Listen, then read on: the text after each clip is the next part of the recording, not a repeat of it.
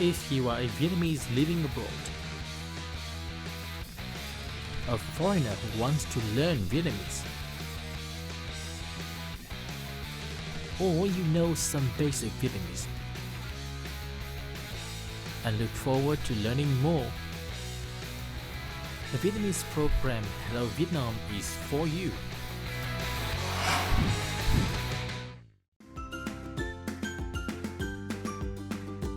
In the previous episode of Hello Vietnam, together with Darren and his friend, we learned the structure, both A and B, cả A lẫn B, cả A và B.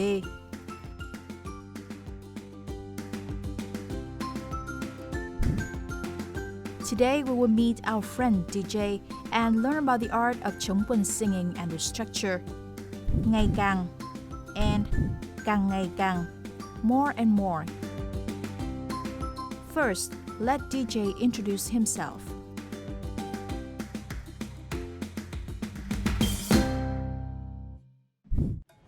Xin chào các bạn, tên mình là DJ, mình là một người Mỹ sống ở Việt Nam 2 năm rưỡi rồi.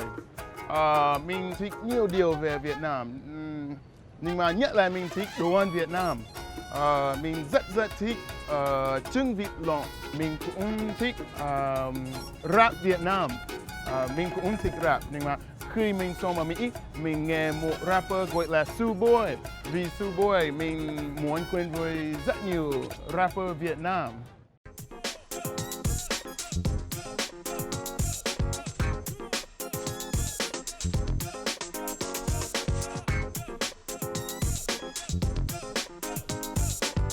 Where I'm is the city of calm, keep it chill, no guns, no 911, eating fast, steam buns, boon chai yum yum, where I be, boy you know, xin chào Việt Nam.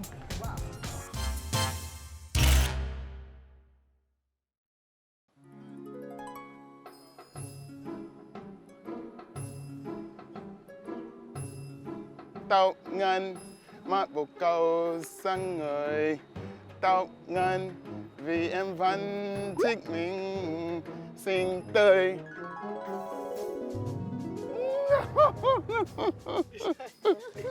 Anh đi dậy. Em vừa mới thấy anh làm gì rồi nhá. Trông anh càng ngày càng tự tin đấy. Hiểu à. Ôi dồi ơi, tóc mới à? Trông em ngày càng đẹp trai đấy.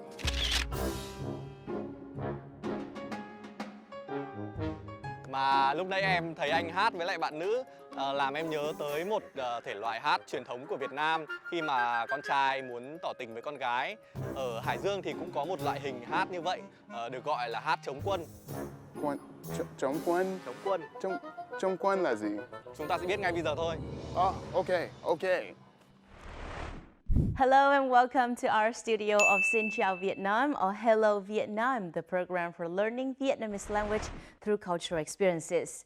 Through the previous conversation, we have learned a new structure. Trông anh càng ngày càng tự tin đấy. Trông em ngày càng đẹp trai đấy. In Vietnamese, when we want to show an increase in the nature or state over time of a person or things, we can use adverb phrases such as ngày càng or càng ngày càng before the adjectives or verbs indicating the status. The grammatical structure is chủ ngữ subject ngày càng or càng ngày càng, tính từ or adjective.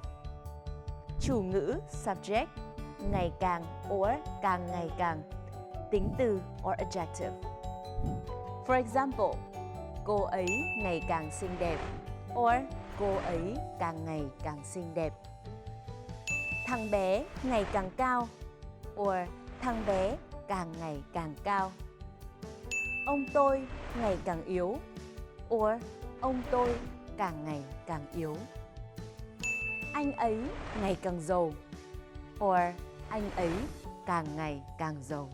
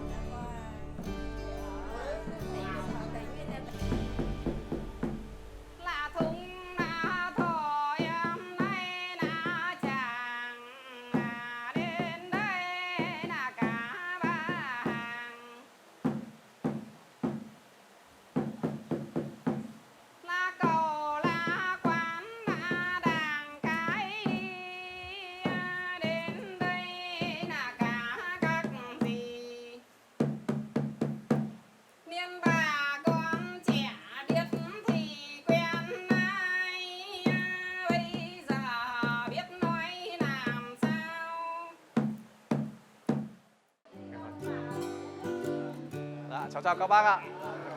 Anh bác à? Dạ vâng, chào bác ạ. Vậy ngồi đây. Giới thiệu với anh DG, đây là các cô, các chú, các ông, các bà ở trong câu lạc bộ hát chống quân của thôn Tào Khê, xã Thúc Kháng. Nhờ có công sức của mọi người ở đây mà bộ môn nghệ thuật hát chống quân càng ngày càng được lan tỏa hơn.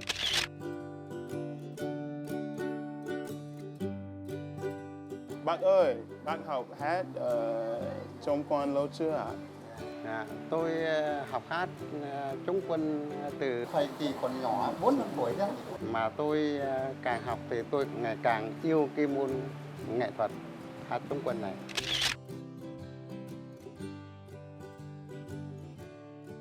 Cháu hy vọng hát chống quân sẽ ngày càng phát triển hơn.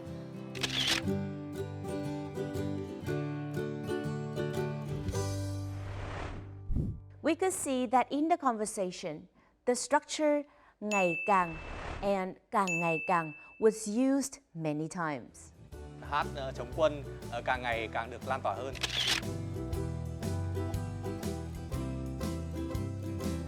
Tôi ngày càng yêu cái môn nghệ thuật hát chống quân này.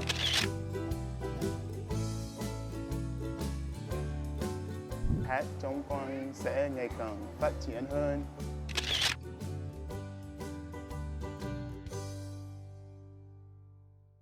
Please notice the phrases ngày càng and ngày càng are used before an adjective or verb to indicate a status or an increase in its nature or state over time. However, the phrase càng is emphasized more than the ngày càng phrase.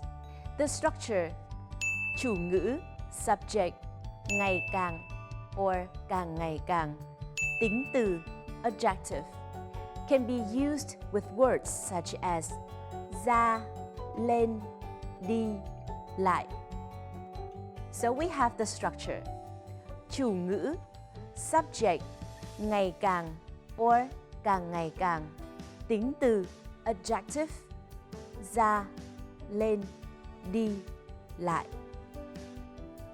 For example, bà tôi ngày càng khỏe ra. Ông ấy càng ngày càng gầy đi. Khí hậu trái đất ngày càng nóng lên. Diện tích rừng ngày càng hẹp lại.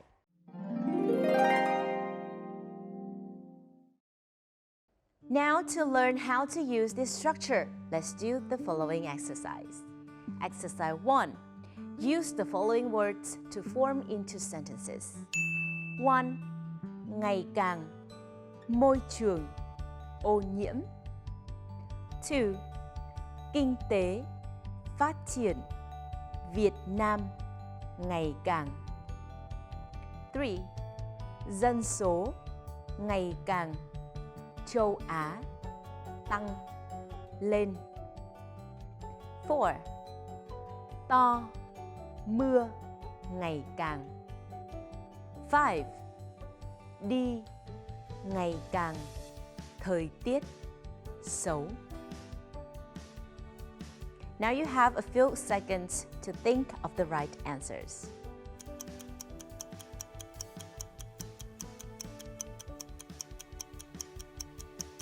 So, are you ready?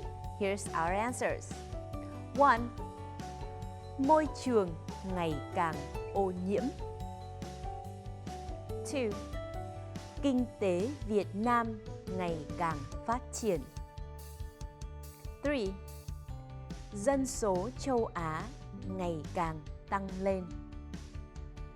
4. Mưa ngày càng to. 5. Thời tiết ngày càng xấu đi.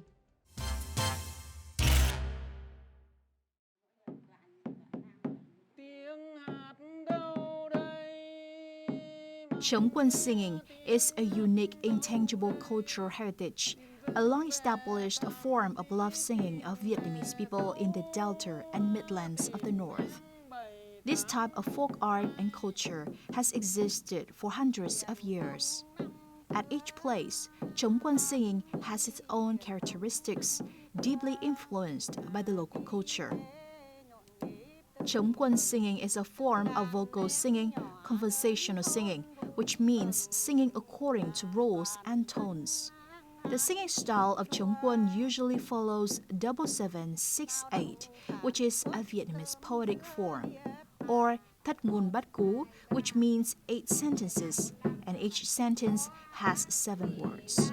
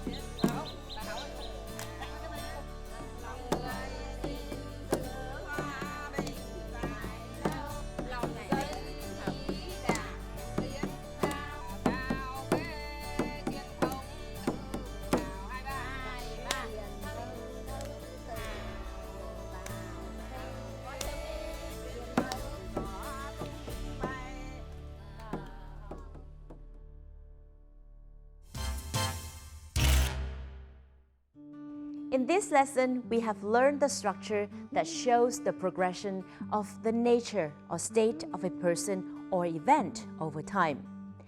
Chủ ngữ, subject, ngày càng or càng ngày càng. Tính từ, adjective. We also learned about Chống Quân singing, a folk cultural activity through giao duyên or the love duets of Vietnamese people in the northern Delta and Midlands, including Hải Dương province. And that's all we have for this episode of Xin Chào Vietnam or Hello Vietnam. Thank you so much for tuning in and see you next time.